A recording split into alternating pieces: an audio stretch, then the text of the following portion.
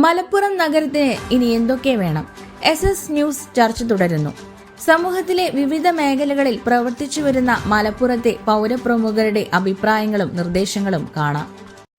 വീട്, villa, flat cleaning സർവീസുകൾക്കും കേടുവന്ന് കുഴിഞ്ഞുപോയ സോഫ സെറ്റ് റിപ്പയറിംഗിനും വിളിക്കാം റിഫ്രഷ് ഹോംസ്.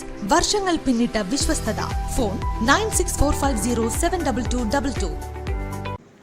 മലപ്പുറം നഗരത്തിൻ്റെ വികസനത്തെക്കുറിച്ച് നമ്മൾ ആലോചിക്കുമ്പോൾ ഇക്കാര്യത്തിൽ രണ്ട് ഓപ്ഷനാണ് എൻ്റെ അഭിപ്രായത്തിൽ നഗരസഭയ്ക്ക് മുന്നിലുള്ളത്.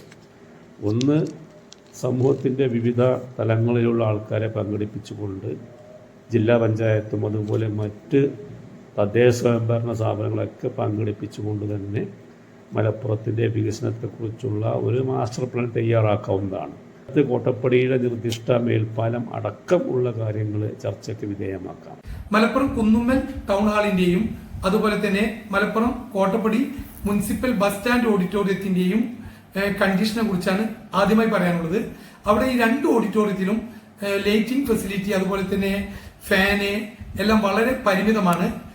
കൂടാതെ രണ്ട് ഓഡിറ്റോറിയത്തിലെയും കുന്നുമ്മൽ ടൗൺ ഹാളിന്റെയും കോട്ടപ്പടി ബസ് സ്റ്റാൻഡ് ഓഡിറ്റോറിയത്തിന്റെയും ടോയ്ലറ്റിന്റെ കാര്യം പറയാനേ വയ്യ. അവിടെ ഒരു നല്ലൊരു ഫംഗ്ഷൻസും മറ്റൊരു പരിപാടിയൊന്നും സംഘടിപ്പിക്കാൻ സാധിക്കാത്ത വിധത്തിൽ അതിന്റെ കണ്ടീഷൻ ശോചനീയമാണ്. ഈ രണ്ട് ഓഡിറ്റോറിയങ്ങളും അടിയന്തിരമായി റിനോവേറ്റ് ചെയ്യേണ്ടതാണ്. അത് മലപ്പുറം മുനിസിപ്പാലിറ്റിക്ക് നല്ലൊരു വരുമാന മാർഗം കൂടിയാകും. കാരണം ഒട്ടേറെ സാധാരണക്കാരുടെ കല്യാണവും അതുപോലെ പൊതുസംഘടനകളുടെ പരിപാടികളെല്ലാം ഇവിടെ വെച്ച് മുൻകാലങ്ങളിൽ നടന്നിട്ടുണ്ട്. അത് ഇനിയും റിനോവേറ്റ് ചെയ്ത് നല്ലൊരു മോഡേണൈസ് ചെയ്ത് കഴിഞ്ഞാൽ ഒട്ടേറെ പരിപാടികൾ ഇനിയും അവിടെ ലഭിക്കുക തന്നെ ചെയ്യും.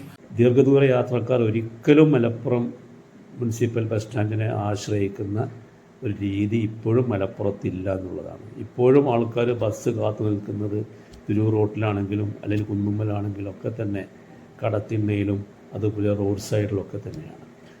മലപ്പുറം നഗരസഭയ്ക്ക് പുതിയ കൗൺസിൽ വന്നിരിക്കുകയാണ്.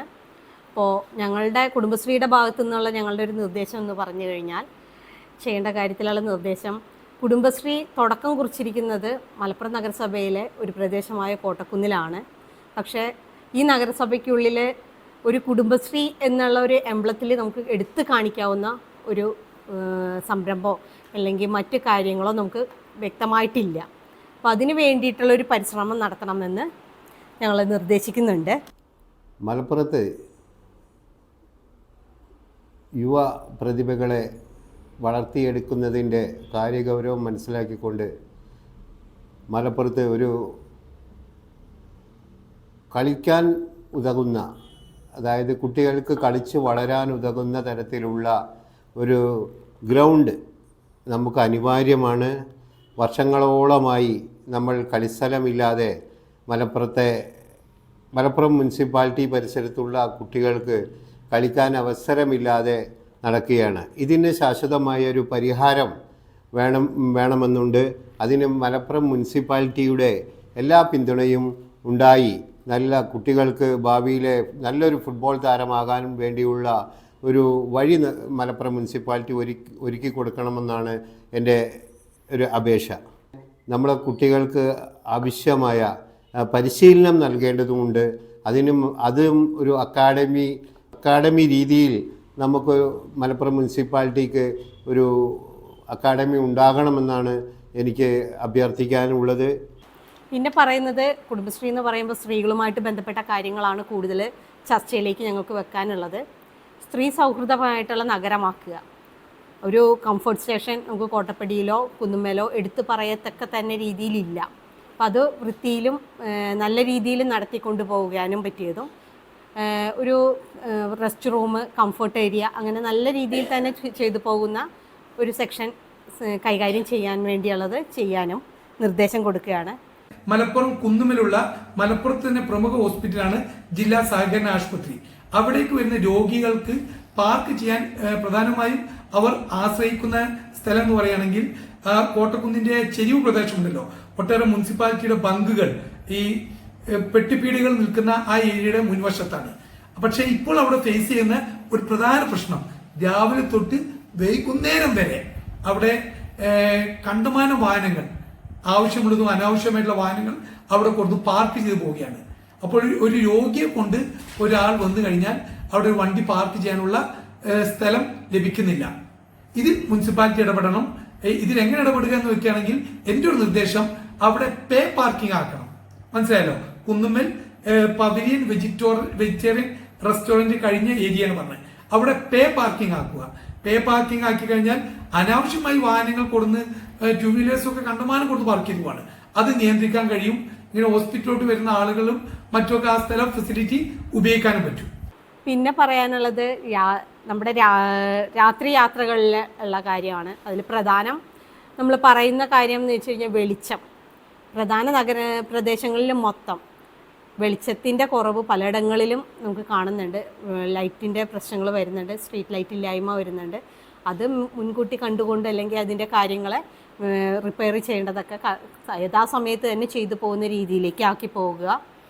കഴിഞ്ഞ ദിവസം നഗരസഭയുടെ ഭാഗത്ത് നിന്ന് ഒരു ഉത്തരവാദിത്തപ്പെട്ട അംഗത്തിൻ്റെ ഭാഗത്ത് നിന്ന് ഒരു പ്രസ്താവന പത്രത്തിൽ കാണുകയുണ്ടായി. മലപ്പുറത്ത് ഇനിയും ഓപ്പൺ ജിം പോലെയുള്ള സംവിധാനങ്ങൾ ഏർപ്പെടുത്താൻ തയ്യാറാണ് എന്ന രീതിയിൽ. അപ്പം നമുക്ക് ഇപ്പോൾ തന്നെ ഓപ്പൺ ജിം എന്ന രീതിയിൽ വ്യായാമത്തിനൊക്കെ ഉപയോഗിക്കുന്ന സംവിധാനങ്ങൾ മലപ്പുറത്തുണ്ട്. അത്തരം സംവിധാനങ്ങൾ ഏർപ്പെടുത്തുക മാത്രം പോരാ, അവയുടെ കൃത്യമായ മെയിൻ്റനൻസ് കൂടി നമുക്ക് ആവശ്യമുണ്ട്. ഉദാഹരണമായിട്ട് നമ്മളിപ്പോൾ മലപ്പുറം കലക്ട്രേറ്റിൽ വർഷവാഹിനി ഉദ്യാനം എന്ന് പറയുന്ന ഒരു ഏരിയ ഉണ്ട്. അത് വളരെ കാട് പിടിച്ച് ശോചനീയമായ രീതിയിൽ കിടക്കുകയാണ്. അവിടെ ആരോഗ്യവകുപ്പിൻ്റെ സഹകരണത്തോടു കൂടി ജീവിതശൈലി രോഗങ്ങൾക്കെതിരായിട്ടുള്ള ഒരു പരിപാടി എന്ന രീതിയിൽ തന്നെ മലപ്പുറത്തെ ഒരു വലിയ ഹോട്ടൽ വ്യവസായവുമായി ബന്ധപ്പെടുത്തിക്കൊണ്ട് അവിടെ സ്പോൺസർഷിപ്പോടു കൂടി ഒരു ഓപ്പൺ ജിം അവിടെ ഏർപ്പെടുത്തിയിട്ടുണ്ട്. ഒരുപാട് പേര് രാവിലെ ഉപയോഗപ്പെടുത്തുന്ന ഒരു സംവിധാനമാണത്. വളരെ സൗകര്യപ്രദമായ സ്ഥലത്താണ്, ശാന്തസുന്ദരമായ സ്ഥലത്താണ്.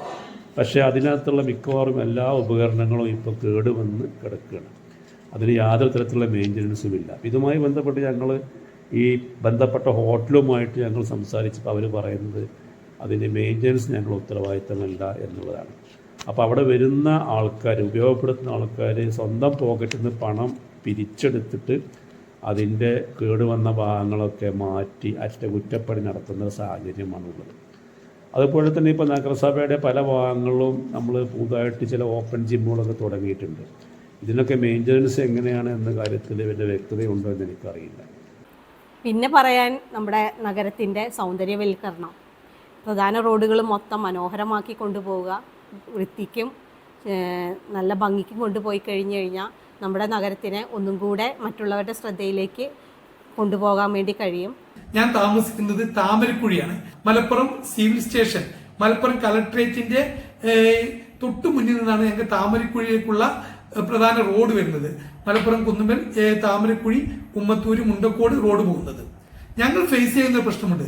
ഒരുപാട് കാലങ്ങളായിട്ടുള്ള കാര്യമാണ്. Malappuram civil station collectorate picketing ഉണ്ടാകുകയാണെങ്കിൽ, അവിടെ ഒരു ധർണ ഉണ്ടാകുകയാണെങ്കിൽ, അവിടെ സംഭവിക്കുന്ന കാര്യം എന്ന് പറയുകയാണെങ്കിൽ കളക്ടറേറ്റ് പിക്കറ്റിംഗ് അല്ല പ്രധാനമായി നടക്കുന്നത്. അവിടെ പിക്കറ്റ് ചെയ്യുന്നത് താമരക്കുഴിക്കാരുടെ സഞ്ചാര സ്വാതന്ത്ര്യത്തെയാണ്. ഞങ്ങൾക്ക് കുന്നുമ്മലോട്ട് മലപ്പുറം ടൗണിലോട്ട് പോകാനുള്ള പ്രധാന യാത്രാ മാർഗമാണ് ഞാൻ നേരത്തെ സൂചിപ്പിച്ച മലപ്പുറം സിവിൽ സ്റ്റേഷന് ഇടതുവശത്ത് നിന്നുള്ള താഴേക്കുള്ള റോഡ്. ആ റോഡാണ് സ്തംഭിക്കുന്നത്. ഒരു കാൽനടക്ക് പോലും അവിടെ ഞങ്ങൾക്ക് സാധിക്കുന്നില്ല. അടിയന്തരമായി രോഗിയെ കൊണ്ടുപോകാൻ സാധിക്കുന്നില്ല. അതെല്ലാം ആലുംകുണ്ട് വഴി കറങ്ങി തിരിഞ്ഞ് കളക്ടർ ബംഗാളിലൂടെ വേണം ഈ വാഹനങ്ങളെല്ലാം പോകേണ്ടത്. ഉമ്മത്തൂരിൽ നിന്നും മുണ്ടക്കോട് നിന്നെല്ലാം ഇഷ്ടംപോലെ വാഹനങ്ങളെല്ലാം കൂടി ആ വഴിക്കങ്ങ് വന്നു കഴിഞ്ഞാൽ ആ റോഡും ആലുംകുണ്ട് റോഡും ബ്ലോക്ക് ആവുകയാണ് ചെയ്യുന്നത്. ഇതിൽ മുൻഗണനയാണ് മലപ്പുറം മുനിസിപ്പാലിറ്റി ചെയ്യേണ്ടത്. നിങ്ങൾ റവന്യൂ വകുപ്പുമായി അത് സഹകരിച്ച് കൂടിയാലോചിച്ച് മലപ്പുറം സിവിൽ സ്റ്റേഷന്റെ ഗേറ്റ് കുറച്ചുകൂടി തള്ളി, സിവിൽ സ്റ്റേഷനിലോട്ട് കുറച്ചുകൂടി തള്ളി അത് വെക്കുകയാണെങ്കിൽ ഞങ്ങളുടെ ഈ റോഡിലേക്കുള്ള യാത്രാ സൗകര്യം ബ്ലോക്ക് ചെയ്യാതിരിക്കും. പിന്നെ നമുക്ക് എല്ലാവർക്കും അറിയാം, മലപ്പുറത്തെ ഏറ്റവും വലിയൊരു പ്രശ്നം എന്ന് പറയുന്നത് നമുക്ക് നല്ലൊരു കംഫർട്ട് സ്റ്റേഷൻ ഇല്ല എന്നുള്ളതാണ്. അത് പറയേണ്ട കാര്യമില്ല. കലക്ട്രേറ്റ് ആണെങ്കിലും പാസ്പോർട്ട് ഓഫീസാണെങ്കിലും പല കാര്യങ്ങൾക്കും വരുന്ന ആൾക്കാർക്ക് ഒരു കംഫർട്ട് സ്റ്റേഷൻ ഇല്ല. മികച്ച സൗകര്യങ്ങളുള്ള, നല്ല നിലവാരമുള്ള, വൃത്തിയും വെടിപ്പും അതുപോലെ സുരക്ഷിതത്വമുള്ള ഒരു കംഫർട്ട് സ്റ്റേഷൻ മുനിസിപ്പാലിറ്റി മുൻകൈയെടുത്ത് കുന്നുമ്മൽ പ്രദേശത്ത് എവിടെയെങ്കിലും സ്ഥാപിക്കുകയാണെങ്കിൽ അതായിരിക്കും മലപ്പുറത്തെ ജനങ്ങളോട് ചെയ്യാൻ പറ്റുന്ന ഏറ്റവും വലിയൊരു സഹായം മുനിസിപ്പാലിറ്റിയുടെ ഭാഗത്ത് നിന്ന് എന്നാണ് എനിക്ക് തോന്നിയിട്ടുള്ളത്. പിന്നെ ഇതിലെടുത്ത് പറയുന്നൊരു കാര്യം, നമ്മുടെ നഗരസഭ ഓഫീസിൻ്റെ പുറകിൽ തന്നെയായിട്ടാണ് നമ്മുടെ ഹരിതകർമ്മസേന സെഗ്രിഗേഷൻ വെച്ചിരിക്കുന്നത്. അതിൻ്റെ ഒരു പ്രശ്നം എന്ന് പറഞ്ഞു കഴിഞ്ഞാൽ നമുക്ക് കുടുംബശ്രീ ഓഫീസിലേക്ക് വരുന്ന എല്ലാവരും കാണുന്ന ഒരു കാര്യമാണ്. എവിടെ നിന്ന് വന്നാലും, സ്റ്റേറ്റിൽ നിന്നായാലും ഏത് പ്രദേശത്തു നിന്ന് വരുമ്പോഴും നമുക്ക് അത് കാണുമ്പോൾ സത്യം പറഞ്ഞു കഴിഞ്ഞാൽ നമ്മുടെ നഗരത്തിൻ്റെ ബാക്കി എല്ലാ ഇമേജും കളയുന്നൊരു പ്രോസസ്സായിട്ടാണ് അത് കാണുന്നത്.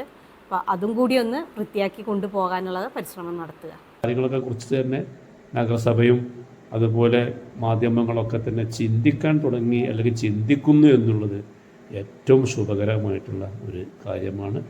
ഇത്തരം ചർച്ചകൾക്കും അതുപോലെ ഇതിൽ ഉരുത്തിരിഞ്ഞു വരുന്ന ആശയങ്ങൾക്കും അതുപോലെ അത് പദ്ധതി രൂപത്തിൽ നിർവഹിക്കാൻ അല്ലെങ്കിൽ ആ രീതിയിൽ രൂപീകരിക്കാൻ ഉദ്ദേശിക്കുന്ന ജനപ്രതിനിധികൾക്ക് എല്ലാവർക്കും ആശംസകൾ നേർന്നു.